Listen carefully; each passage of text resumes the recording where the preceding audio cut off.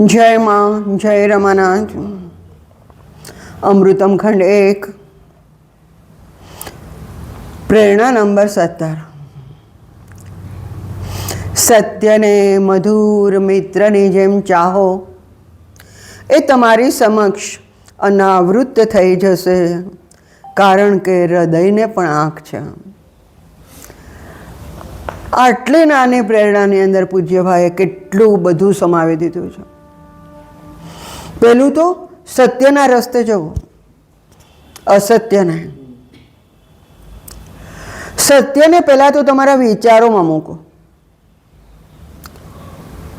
મારે સત્ય બોલવું છે, સત્યને રસ્તે જવું છે, એ વિચાર થયા.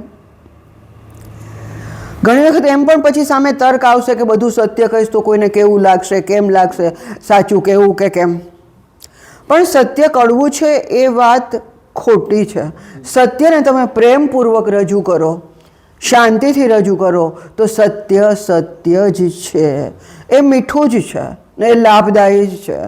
હવે આ તર્ક થયો, પહેલાં વિચાર થયો, પછી બુદ્ધિ થઈ તર્કને કારણે.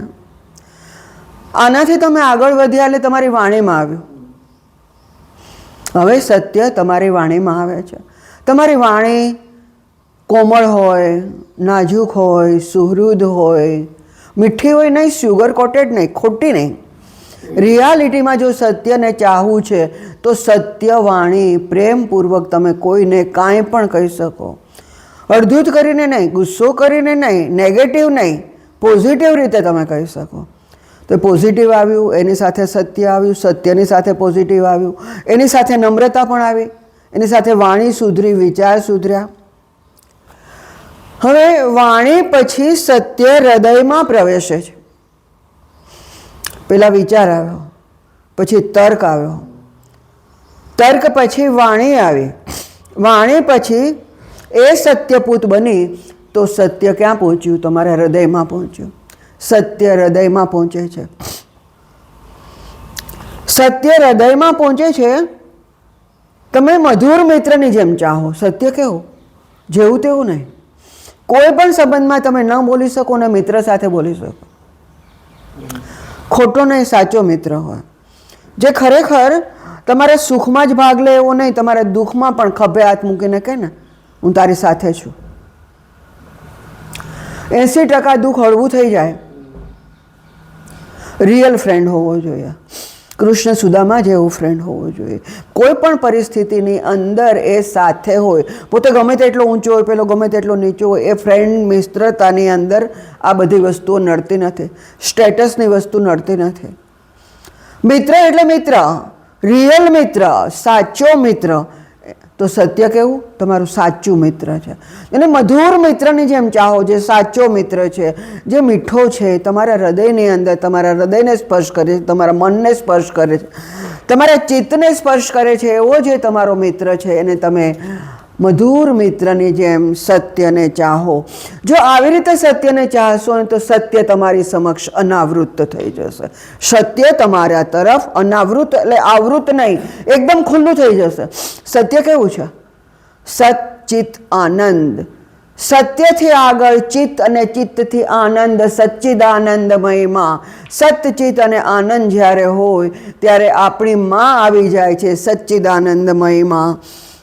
હવે આવી સચ્ચિદાનંદમયમાં જ્યારે આપણા હૃદયની અંદર સત્ય પહેલાં તો પ્રવેશ કરે છે, અને સત્યના પ્રવેશ કર્યા પછી ત્યાં જે જગ્યા થાય છે ને, જેના દ્વંદ્વો જાય છે, જેના ષડરીપુઓ જાય છે, એ બધું જાય છે ને, ત્યારે તમારું હૃદય એકદમ ચોખ્ખું બને છે, સ્ફટિક જેવું બને છે. એ હૃદયમાં જગ્યા થાય છે. અત્યાર સુધી શંભુ મેળો હતો, નેગેટિવિટી હતી, દ્વંદ્વો હતા, ષડરીપુઓ હતા, એ બધા ગયા. કારણ સત્ય આવ્યું. સત્યપૂત વિચારો આવ્યા, તર્ક આવ્યા, બુદ્ધિ આવી, વાણી આવી. હવે એ બધું હવે હૃદયમાં ઉતરે છે તો સત્ય અનાવૃત થઈ ગયું.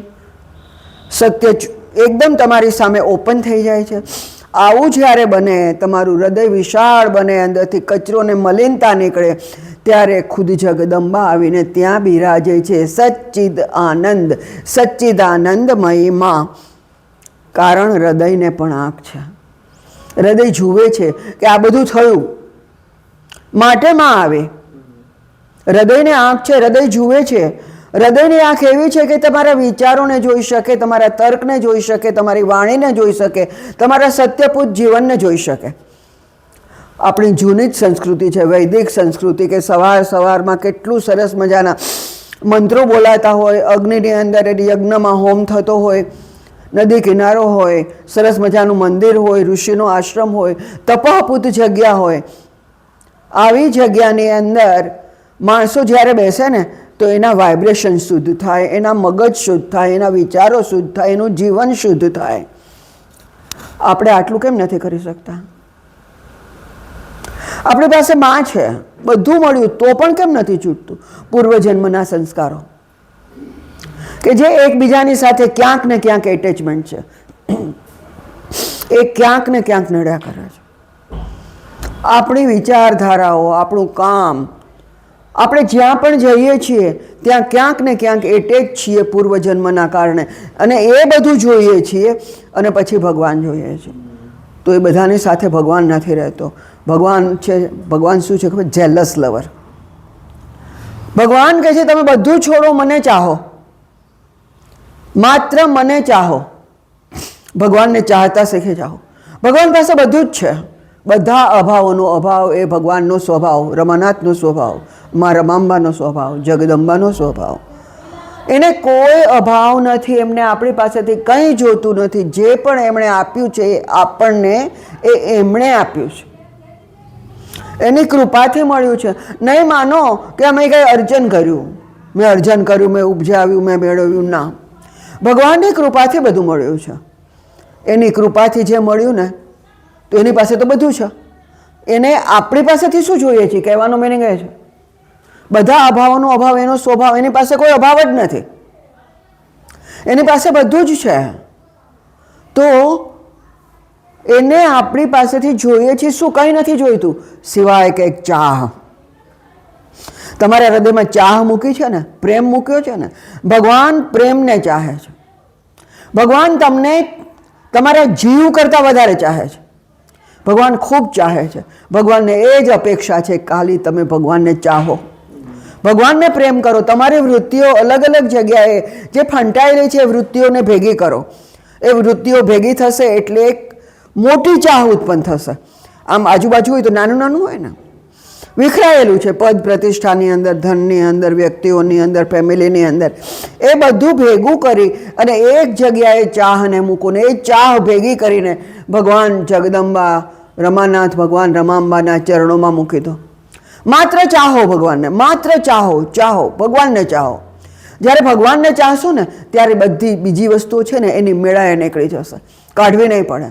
ભગવાનને ચાહશો રિયાલિટીમાં, એનું સરેન્ડર સ્વીકારી લેશો, એના ચરણ સ્વીકારી લેશો, એનું શરણ સ્વીકારી લેશો ને તો ભગવાન ખુશ.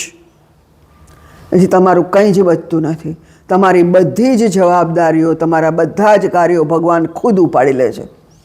તમારે કરવા નથી પડતા, કેમ કે તમે તો ભગવાનને સરેન્ડર થઈ ગયા. ભગવાનને સરેન્ડર થઈ ગયા પછી તમારે કંઈ જ કરવાનું નથી. માત્ર ભગવાનને ચાહ્યા કરો, ભગવાનનું પૂજન અર્ચન કર્યા કરો. રિયાલિટીમાં હૃદયથી એને સમર્પિત થશો તો ભગવાન છે એ તમારી બધી જવાબદારીઓ ઉપાડી લેશે અને ત્યારથી તમારા કર્મો બંધ થશે.